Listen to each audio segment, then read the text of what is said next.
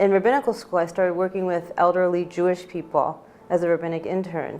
And when they would even hear me attempt to speak just a little bit, a whistle of Yiddish, they were delighted and thrilled, and they would want to teach me things, and their eyes would light up. You know, why aren't we hearing more about this? And why isn't Yiddish, that was the language of at least the Eastern European, maybe Central Jews for so long, why is it just kind of gone away, it appears? It really seemed like a shocking gap. I decided, I think I want to come back to New York, where I lived for 18 years, and come to YIVO, A, because it's 6 weeks rather than 4 of other places, and B, so that I can come back to my original place where I discovered my Jewish identity and started to care about Eastern European heritage, be curious about it, and Yiddish language.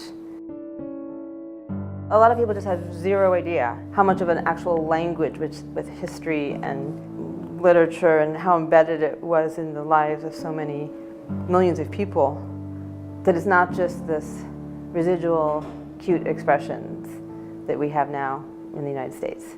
I'm excited to be able to articulate that more to my congregants and my friends. Everyone's curious, like, what are you doing? Wait, what are you doing? And people are very open to hearing about it. I feel like I'm an advocate now to let people know that there's so many different ways they can learn Yiddish. In Reconstructionist Judaism, we see Judaism as an evolving religious civilization. So in that, Yiddish plays a huge role in the civilization of the Jewish people. So I always say, I'm not interested per se if someone believes in God or doesn't believe in God, but how they connect as a Jewish person. And I think that can be part of a synagogue or Jewish life, even if you don't believe in God. And Yiddish is one way that someone could connect, and that's as Jewish as anything else. I think it's just another way in. So it is exciting for me to feel like I can offer people other ways in, through literature, through language, and pointing people in the direction of Yiddish and Eastern European Jewish history as a valid way in to feeling empowered in your Jewish experience and identity.